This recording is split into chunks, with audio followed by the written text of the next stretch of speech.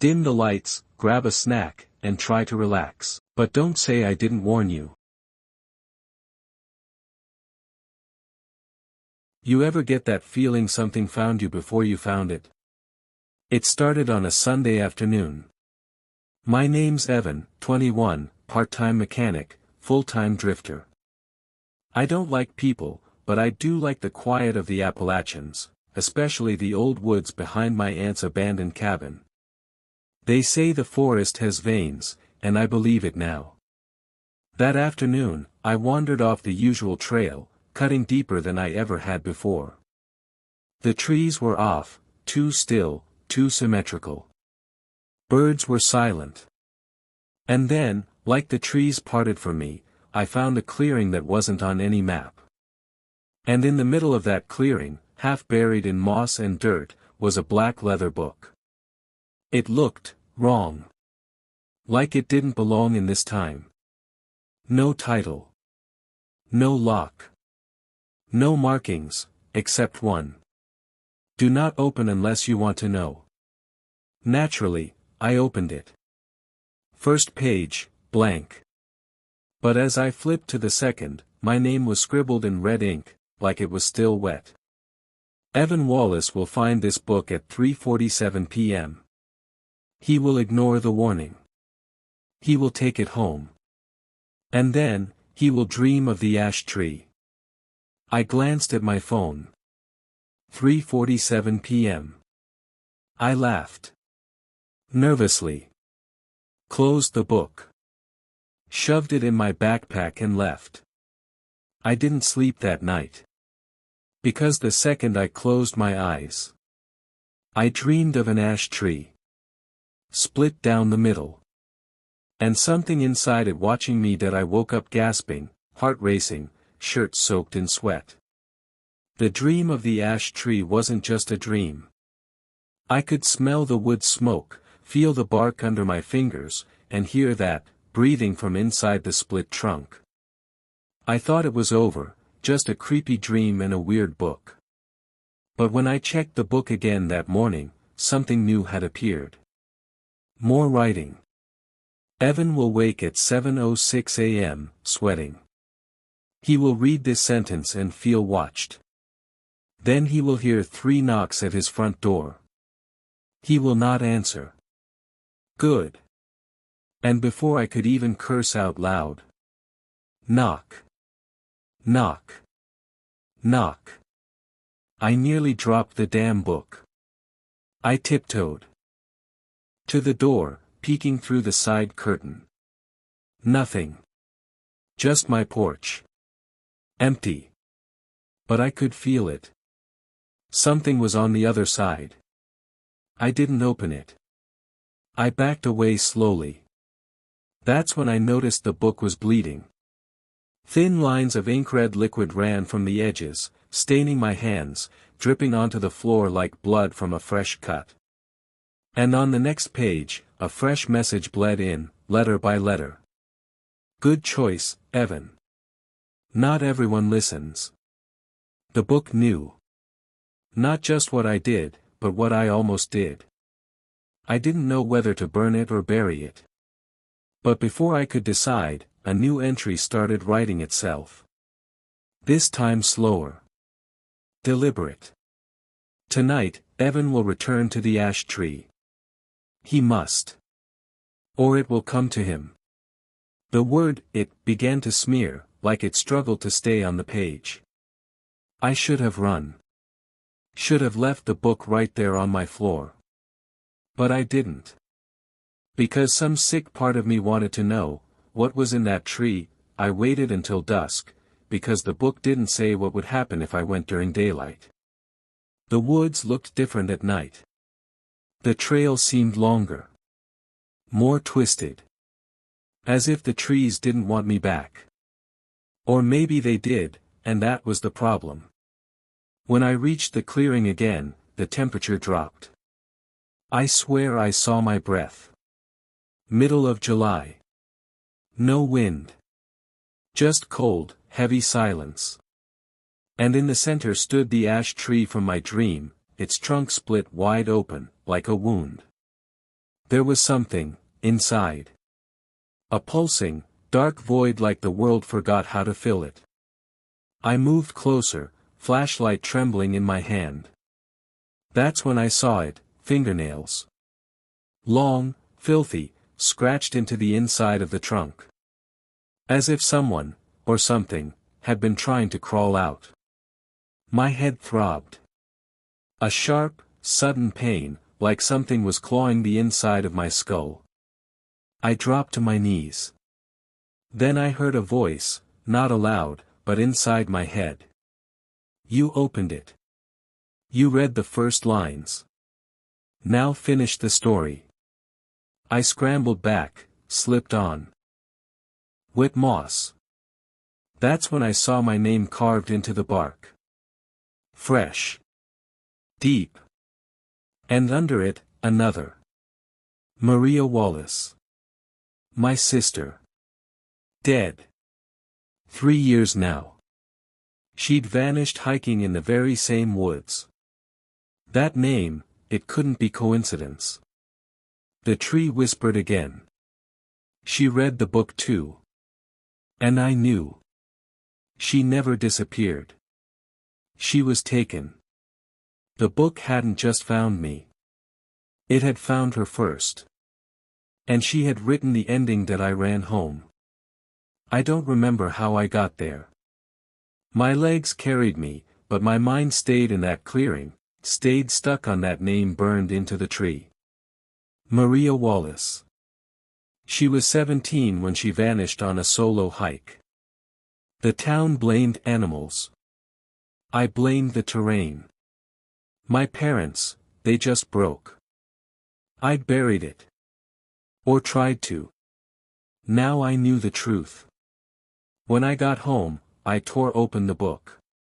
A new page waited for me. Maria Wallace opened the book on June 2, 2022. She read 8 pages. She stopped writing. She tried to run.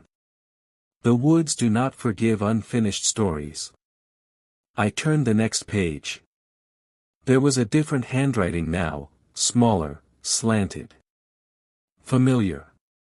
It was hers. If anyone finds this, don't keep reading. The more you know, the more real it becomes. The book doesn't tell the future.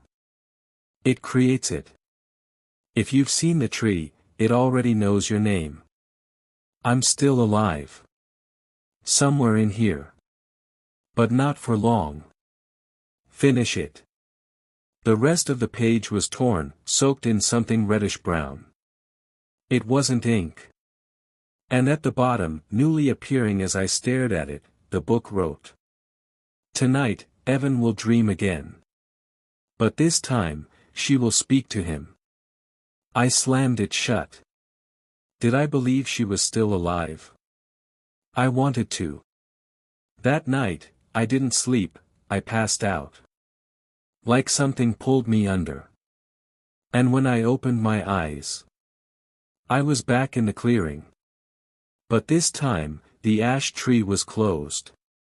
And someone was standing beneath it. She looked exactly like I remembered her. Same auburn hair.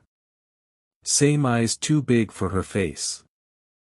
But something was wrong. The fog in the clearing curled around her ankles like smoke, and her skin, God, her skin, was pale as paper. Almost gray. Maria? I whispered. She didn't speak. She just stared, blinking too slowly, like someone remembering how to be human. Then she lifted her hand, and pointed behind me. I turned. The ash tree was open again, but something was moving inside it. Crawling. Slithering. I heard wet sounds, like flesh sliding over bark. It wasn't coming out, though. It didn't have to. Because suddenly, the ground beneath me rippled. Like the forest itself had lungs. And Maria spoke at last. But her voice wasn't hers. It was deep and layered, like something else was speaking through her. You shouldn't have read past page 4. I tried to run, but my legs wouldn't work. I was rooted. Stuck. The fog got thicker, heavier, filling my lungs. Maria stepped closer, her eyes now pitch black. Every reader writes a chapter. Every story ends in the roots. Suddenly, the clearing vanished. And I was falling. Not down. Inward. When I woke up, I was on my floor. Covered in mud. My feet were scratched. Bleeding. And in my hand. Not the book. A leaf. On the leaf, something was etched in ink. You brought it back with you. And I could hear it, breathing.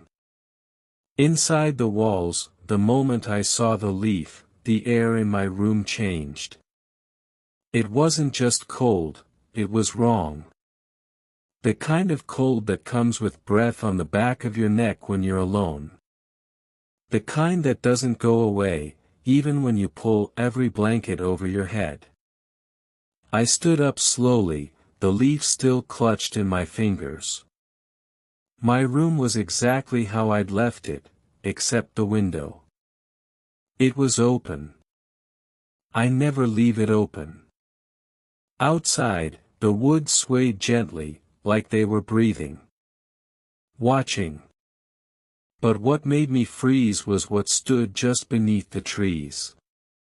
A man. Still. Silent. Smiling. His smile was too wide, jaw unnaturally stretched. And he didn't blink. Not once. Then, the floor creaked behind me. I spun around. Nothing. Another creak. Closer. And then I saw it, a handprint on the inside of the mirror. I hadn't touched it. It wasn't mine. I stepped closer. And the mirror, fogged up. From the inside. 3 words began to appear, scrawled in the condensation like fingers dragging through steam. Let me in. I backed away, heart pounding. Then I heard a voice. Whispered. Ragged. Coming from under the bed. You finished her chapter, now write yours. I dropped the leaf. And the book was there again, sitting on my desk. Open to a blank page. And then, the words started writing themselves. Tonight, Evan locks every door. But that won't matter. At 3:07 a.m., he'll forget the attic window. That's how it will crawl in. I didn't sleep. I sat there, frozen, just watching the book, as if looking away would make it move again. My eyes burned. My hands trembled. At 3:06 a.m., every light in the house flickered. At 3:07 a.m., I remembered the attic window. I bolted upstairs. The attic door was cracked open. Not wide, just enough to feel wrong, like someone had slipped inside and didn't bother closing it behind them. My flashlight flickered. Hello. I called, instantly regretting it. The air up there was thick, like breathing through wet cloth. My skin went cold. I climbed the creaky stairs one by one, and with every step, the shadows shifted, like they were breathing. The flashlight beam hit the far wall. There was a figure there. Bent. Long arms. Thin neck. Its head scraped the low ceiling. It was writing on the walls, lines of looping, endless writing that glowed faintly. It turned. Its face wasn't a face. It was a mask, stitched from paper, pages. Pages from the book. And behind that mask, something wet and alive moved. I screamed and stumbled back, nearly tumbling down the attic stairs. The thing didn't chase me. It didn't need to. Because when I reached my room again, every page of the book had changed. Every one was now written in my handwriting. And on the last page was a sentence that made my blood turn to ice. Evan will try to burn the book at sunrise. But the fire will not destroy what lies inside. It will only open the door. The sun rose. But the light didn't feel warm, it was sick, pale, barely cutting through the trees. I hadn't slept. I couldn't. The book sat on my desk, waiting. The words pulsed like they were breathing. I knew what I had to do. I took the book, wrapped it in an old towel, poured gasoline over it, and dragged it out to the fire pit behind my house. The woods were silent. Dead silent. No birds. No wind. Just me, the book, and the match. I struck it. Flames erupted, swallowing the towel whole. For a moment, I felt hopeful. But then, the fire turned blue. The smoke curled upward, forming shapes, faces, screaming silently. Then I heard it. Screeching. Crying. Coming from inside the flames. From inside the book. I stepped back. The book didn't burn. It sat there in the ashes, untouched, the towel and gas burned to nothing. I reached toward it. It bit me. Not figuratively, literally. A row of jagged, sharp teeth had grown across its spine. My hand bled instantly. I stumbled back, clutching my palm. That's when I saw the door. Not a door in the ground or on a tree, but a tall, thin, wooden door standing upright in the middle of the backyard. No hinges. No frame. Just the door. It hadn't been there before. It creaked open. And on the other side, was not my yard. It was woods. The same woods. But darker. Older. And there was someone standing just beyond it. Wearing my face, the figure wearing my face didn't blink. It just stood there, tilting its head, mimicking my every breath, every twitch. I should have run. Screamed. Burned the thing again and buried it deep. But I stepped forward. The moment I crossed the threshold, everything changed. The light dimmed instantly, like I had walked into a version of the world where the sun never rose. The trees were taller here, twisted like arthritic bones. And the sky. The sky wasn't a sky. It was a giant, writhing canvas of moving ink, constantly bleeding shapes, some human, some not. The ground beneath me squished. I looked down. Hair. The earth was matted with black hair, and beneath it, something pulsed. The book appeared in my hands again. Open. Writing. Evan will follow the echo. He always does. Then I heard it.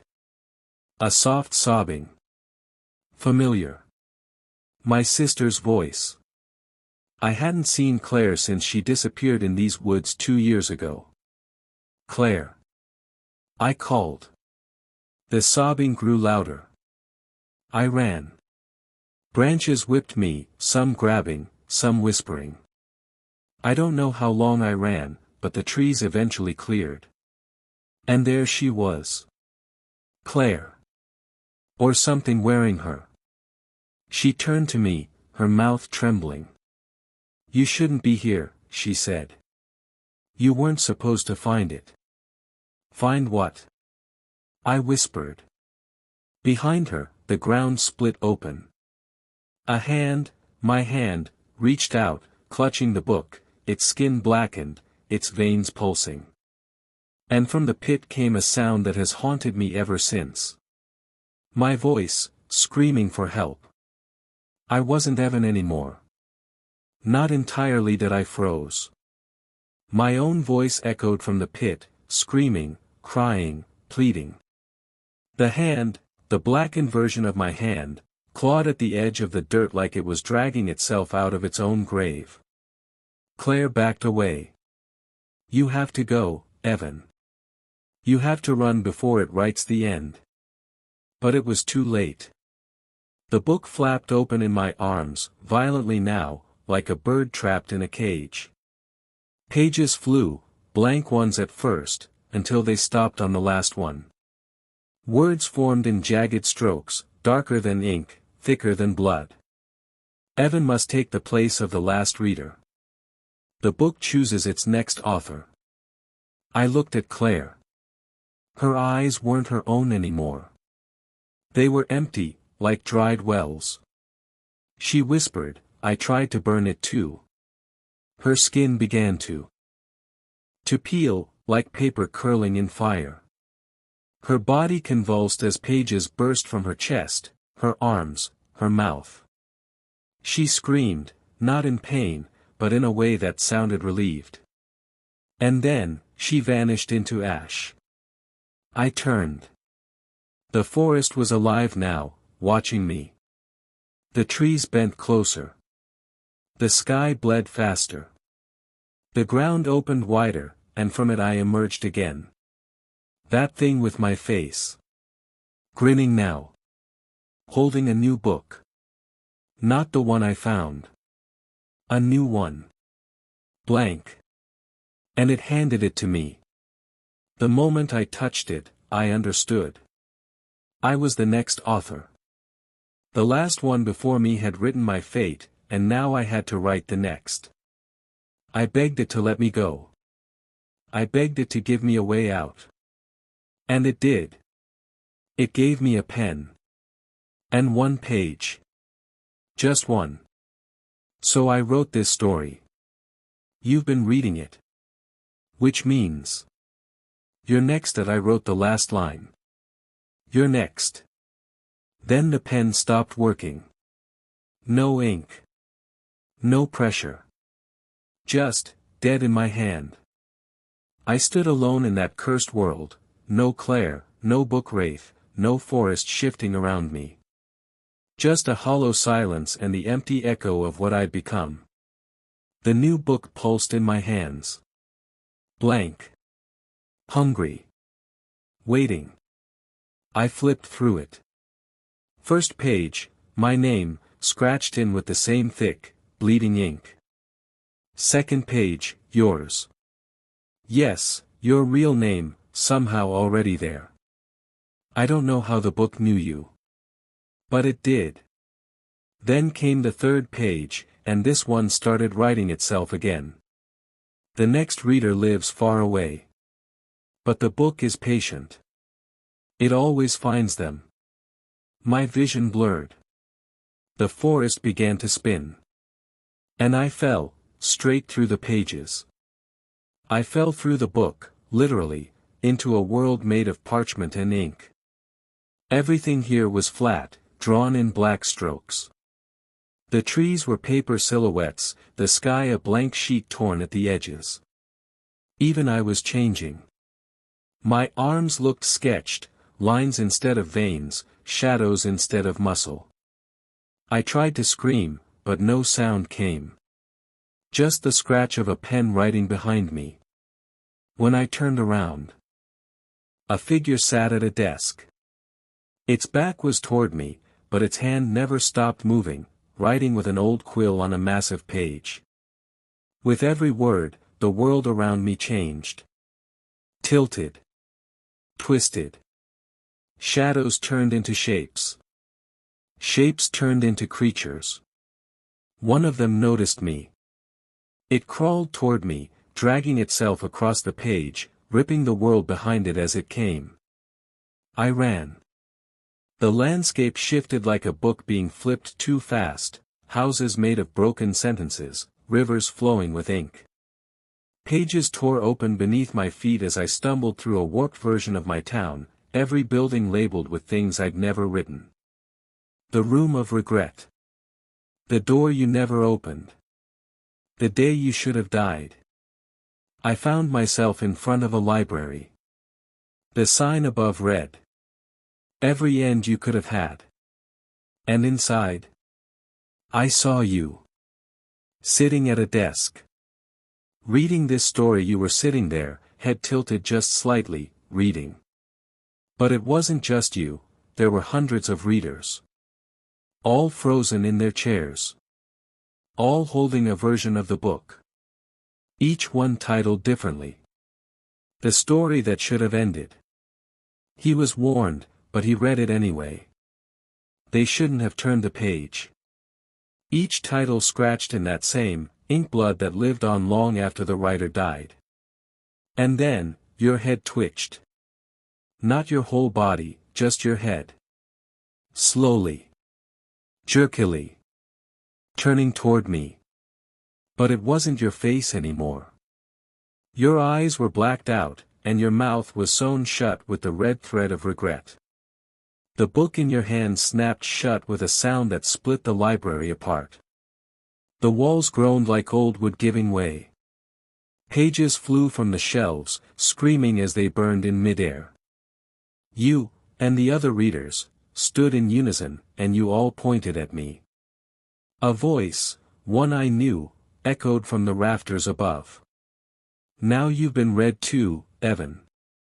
Your ending was never yours to choose. I ran for the exit, but the library had become a loop. No matter how many shelves I passed, I always ended up in the same aisle.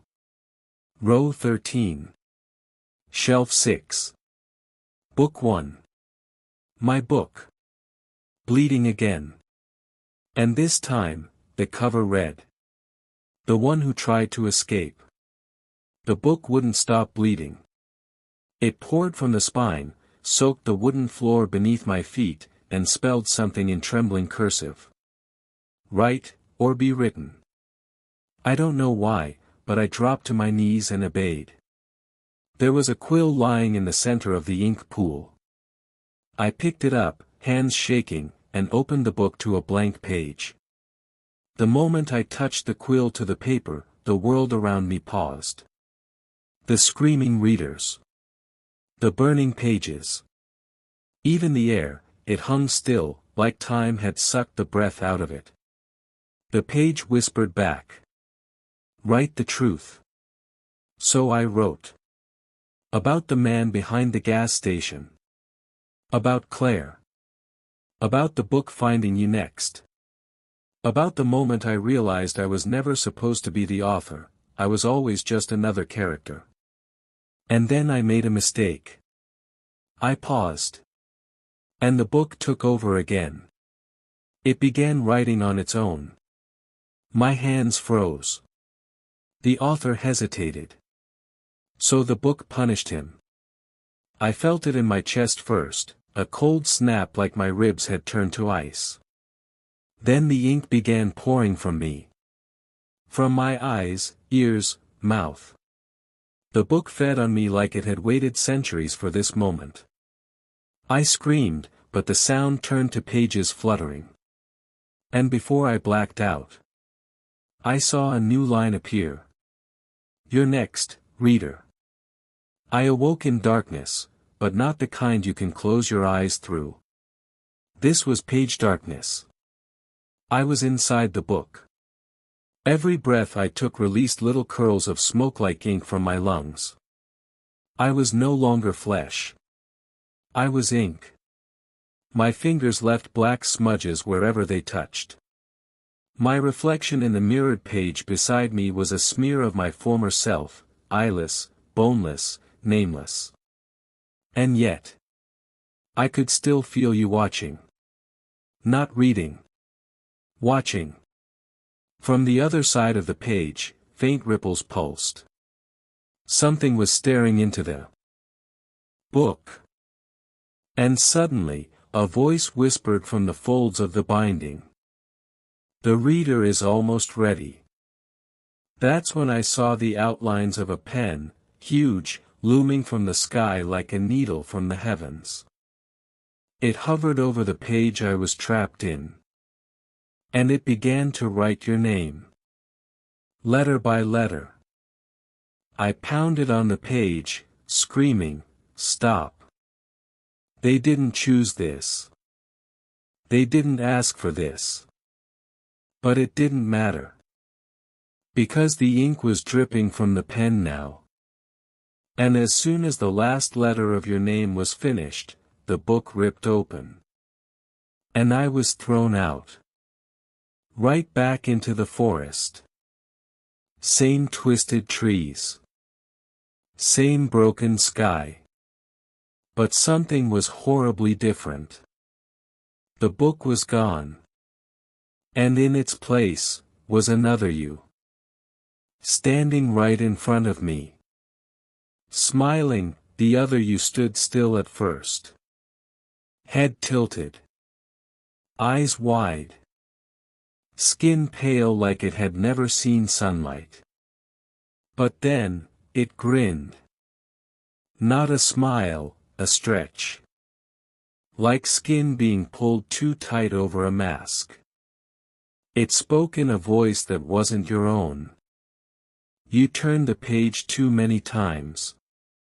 Now I'm out. I stumbled back. It took a step forward. Its feet didn't crunch on the leaves, they made no sound at all. It wasn't walking. It was sliding, like ink bleeding across paper. You gave it power, it said again, flickering between shapes, sometimes you, sometimes me, sometimes something faceless. And then, I realized. This version of you wasn't just some spirit the book created. It was the part of you that kept reading. The curious voice. The one that whispered, "What happens next?" The one that didn't stop when the story screamed run. It was hollow, born from every turn of the page. It reached into its chest and pulled something out, a pen. Dripping. And then, it handed it to me. "Write your ending," it hissed, "or I'll write it for you." I held it. It burned. And the sky above cracked like a giant eyelid peeling open, revealing another book, massive, miles wide, bound in skin and stitched with shadows. My story wasn't ending. It was just a chapter in yours. The sky book groaned above me, pages fluttering like thunder, each the size of a city. I could see millions of stories written across it, some bleeding, some burning, some unfinished with names scratched out violently. And on one still page, my story was still being written. No longer in my handwriting. Not even in the book I knew. But in a new script, ancient, pulsing like veins, alive. Then I heard it again. "Write your ending." But the pen in my hand had become something else, a bone, thin and sharp, carved from a finger. And the moment I tried to move it, the page beneath my feet screamed. It wasn't paper. It was skin. I looked down. The ground was made of pressed flesh, faces stretched beneath, eyes blinking up at me, mouths silently begging. They were all former readers. People who turned one page too many. People who thought this was just a story. But now I know. This isn't fiction. This isn't a tale. This is a trap. And every word you read feeds it. I dropped the bone pen. But it floated midair, forcing itself back into my fingers. The other you grinned wider, face now warped beyond humanity. You can't stop now. You're too deep. I looked back up. The book in the sky was writing you again. Not me. You. Name. Location. Even your thoughts. You're not just a reader anymore. You're being written into the story that I tried to run. But the ground shifted beneath me, pages flipping like a violent windstorm, dragging me backward. With each turn, I saw glimpses of other lives. Other people. Some of them looked familiar. One page showed a man screaming at a screen, his eyes bleeding ink as the words, "Do not read out loud," pulsed across his wall. Another page held a child tracing letters into dirt while something stood behind him, whispering in reverse. And then came your page. I saw you. Not an image. Not an illusion. But you, seated, scrolling, reading, this exact line. The page was warm. Breathing. Then the page whispered. The reader must decide. And the ink from your name began to ripple. Will they keep turning? Or will they burn the book? Suddenly, the other you hissed, too late. It grabbed my arm and shoved me into your page. The world twisted, everything inverted. And now I was behind the story, looking through the very screen you're reading from. I could see your room. The light. The reflection in your eyes. I screamed. Stop. Close it. Close the story, before it finishes writing you. But no sound came out. Only ink. My fingers left smudges on the invisible glass separating us. You didn't notice. You just kept reading. And behind you, a new shadow appeared. Tall. Watching. Waiting that I screamed until my voice was ink. Trapped behind the page, your page, I pounded against the invisible barrier, begging you to stop, to look behind you, to see it. The tall shadow. It wasn't just watching. It was studying you. Mimicking your movements. Breathing when you breathed. Slowly aligning itself to you like a mirror from another world. And then I saw something that made my bones scream. It wasn't just copying you. It was writing over you. Every blink you made, it recorded. Every heartbeat, it mimicked. And every word you read, it rewrote your future into its own. The pages of the sky book above began turning faster, sparks flying, names falling off the edge like dead leaves. Some screamed. Others went silent. One by one, the names were crossed out. Erased. Yours was next. The shadow lifted a hand, placing it against the screen that separated us. Its fingers were long and crooked, made of quills. Its face was now a complete reflection of yours, but its eyes were hollow, swirling with unfinished sentences. Then it whispered. One more part. One more read. Then your mind, the shadow behind you, moved closer. You didn't feel it, yet. But I could see everything. Trapped behind the page, behind the story, I watched as the ink-dripping hand of your twin reflection reached for your spine. I screamed, but no sound came. The book in the sky stopped turning. Everything stilled. One blank page remained. The final one. It hovered in the air like a guillotine blade. Waiting for one thing. The last sentence. I looked down. The bone pen had returned to my hand. Its tip pulsed, eager. It wanted me to write it. But if I did, your story would end. If I didn't, it would take both of us.